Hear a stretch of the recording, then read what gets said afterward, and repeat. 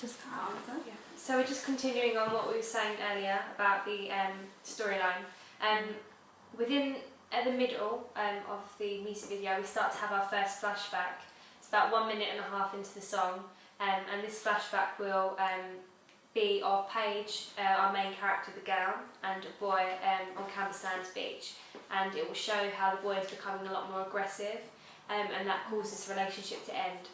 Within that shot, within the next few frames, it shows the boy putting the rabbit head on, which is symbolic of him changing and becoming just the same to her as any other man she's been with has mistreated her. Yeah, it's going to be as she like pushes him off. We're going to do a shot where we get him to fall, and then as he's falling, he'll change into a rabbit. Yeah. So it's going to be like artistic again. And then as we get to the end, as the music starts to build up, the flashbacks do too. Then the flashbacks start to become a lot more brief and a lot quicker as it shows her flashing back to all of these different images of film of her with different boyfriends.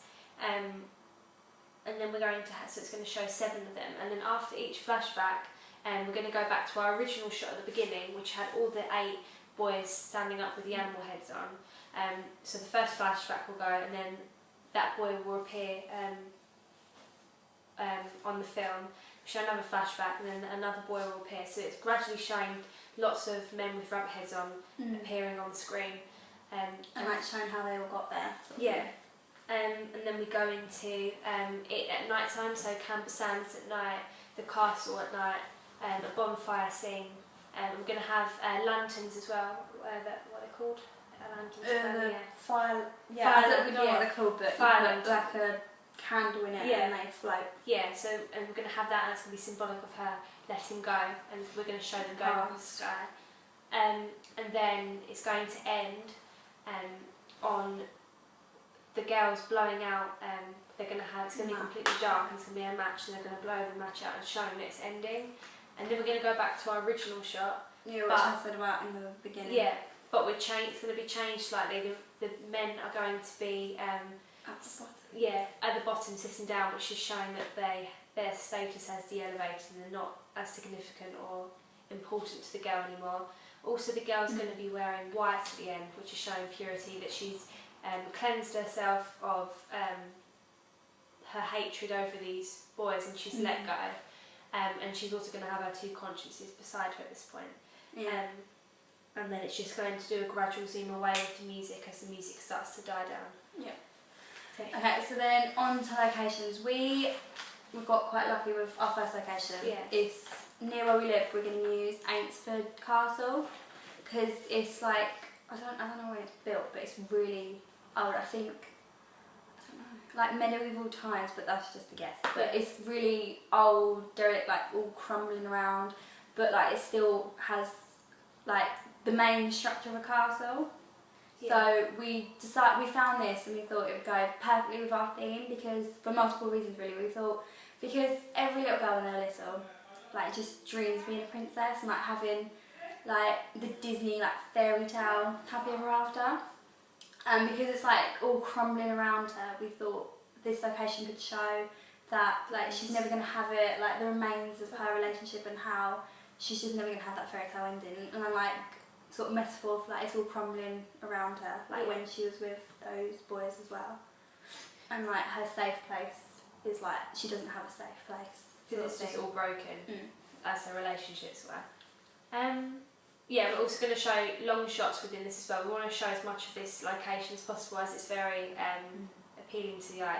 It's a nice location, so we're going to... And it's like unique as well. I don't think like many people will have it in their videos or anything. So make ours almost stand out and like, as I said earlier, like appeal to our audience who like appreciate shots and shot types. Yeah. And like appreciate the composition of it and like the cinematography of it in a way. Yeah. Like how it's all set out. We can talk about target audience. You can do that. And then our next location is the seaside. And we more did this location because of like the water and like how destructive it can be. And also before like we sat down and properly did the storyboard, we found loads of shots from, was it Hannah then? Hang, yeah. Yeah. And yeah, they just had some really nice deep focus shots and like of all the grass, and it just reminded, I think it was you, of Camp Sands. Yeah. And then we looked it up and we just thought it would be like the perfect location for it, because of like how was it, the water is like destructive and showing destruction, and then we have the fire as well. Yeah. So it's kind of like, in a way, she's putting it out as well. Like the boys started it and she's trying to put it out because of our water scene with the sprinkler as well. Yeah.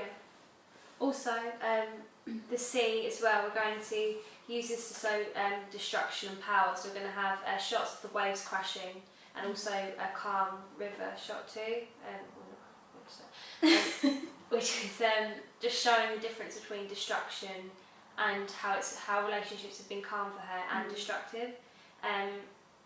It's almost like her inner peace as well, like she just really wants it, but again, she can't have it. Yeah. Also, then we'll talk about the visuals and concept. So we're doing, for the visuals and concept, it's an exaggerated heartbreak. So the visuals replicate the concept through the segregation of men and women. We have the men and women always segregated, which is showing the heartbreak and the broken relationships.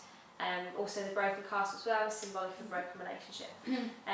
We're also going to have flashbacks as well, which will be, we're going to show it through, we're going to edit it so it's a brighter light, which is showing how these memories are happy memories, as bright colours are connotations of positivity. And happiness. Yeah. And it's also, as well as that, to distinguish the audience between like past and present. Yeah. Also, so we'll go back to this quickly. With the target audience as well, with the target audiences, we want it to be teenage girls and also a maturer, it's still young girls, but of a maturer age, so that they can understand the metaphorical meaning behind our conceptual video, so they can get what they want from it. We're perceiving men within our video being deceiving, which we're doing that through showing them through different flashbacks, cheating, leaving the girl. And this is going to appeal to our target audience because they want to be able to perceive these men in a negative way, because we're relating it to people that have had bad relationships themselves, and they're going to want to perceive men in this way because this is how they felt in the relationships themselves. And it's kind of like helping our audience let go as well. And this builds that relationship between the artist and the audience, which is very important. Vital. Also, our artist as well, I think she's in her, she's no older than like 20 as well, so she is like almost the same sort of age as our target audience as well, so that's something else for them to relate to our audience as well, and like get that connection between them, because like they're both and like they both know what the person's going through, and like through her songs and lyrics, like they understand, so they feel like they're part of it, which is like vital for audience and like artist relationship, because if there was no relationship, like just nothing would happen. Also, we're using Sunday Girls located in London, so our target audience is an English audience, so therefore, as she's English too, that's going to be able to relate instantly, because it's an English girl talking about her English broken relationship, which links perfectly to the target audience. Also, we're showing her in quite an emotive light. We want the audience to be able to sympathise with her, which we're doing through these relationships, showing her through heartbreak, things like that. And as well, I think it could go global, because almost like, you know, she's English, and like, especially with like suits and stuff, English is like perceived by the world as being like really posh and proper. So like, it does of course relate to her, like the English side, but I do think it could also go globally, because it doesn't actually say like where the locations are. So you don't know the castles in England, like you don't know that the beach scene is exactly Camp Sands, like, so it could be anywhere, and especially our bonfire scene and our water sprinkler scene, like it could be anywhere. So as well as like knowing she's English, like anyone could relate to it. Yeah. So it's not like a niche audience. Like it could be like a global. Yeah, if we wanted to make Yeah. Also as well, building on the point with heartbreak, if the teenage girls haven't experienced heartbreak, there are other ways that they can build a relationship with the artist, because most music videos nowadays have a stereotypical heartbreak scenario within it. So even if an audience hasn't experienced it themselves, they would have been very used to it and they will expect it with a music video. So from that, they will expect it and they'll be used to it within us. Giving them something they're familiar with, they'll be able to relate to as well. So that's important. And it's like not just other music videos, like film, TV. Yeah. Like they all Use do the same thing. yeah. Also, let's talk about inspiration. We got tons of inspiration. We looked at so many different music videos. Really, that's all we did at the start. We just looked through as many different videos as we could. Even we had that one lesson where we literally we were made to look at videos we wouldn't necessarily look to, and we also got like quite a lot of ideas from that as well. So many good, yeah. In terms of composition for inspiration, we've linked it to Florence and the Machine Raise It Up. We've got the main girl at the front and two girls on the side. This is important because having our main character Paige in the middle and slightly more forward is giving her prominence, and it communicates to the audience that it's her point of view, it's her narrative, and that she's the main character, so the audience instantly know this is the main character, this is the artist we need to look at, and this is the artist we're going to be able to relate to. Yeah. Also, that composition is also similar in You Know You Like It by Alina George. They use a similar concept too. And like the symmetrical theme Yeah. with it as well. Like no shot's gonna, in a way, look messy. Like it's all gonna have like importance about where the people are. Like it's gonna be very symmetrical and like cinematic. Yeah. Also with the overall look of our music video, it's going to be quite faded. At some point it's going to be quite bright and have shimmering quality to it, which we got from Raise It Up, Florence and the Machine as well.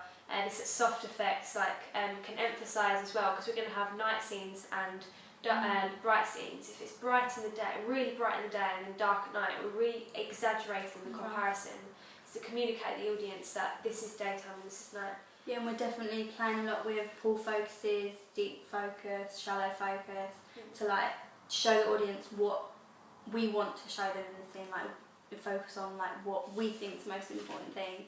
So in a way they can kind of like get the story and not just be completely confused by it.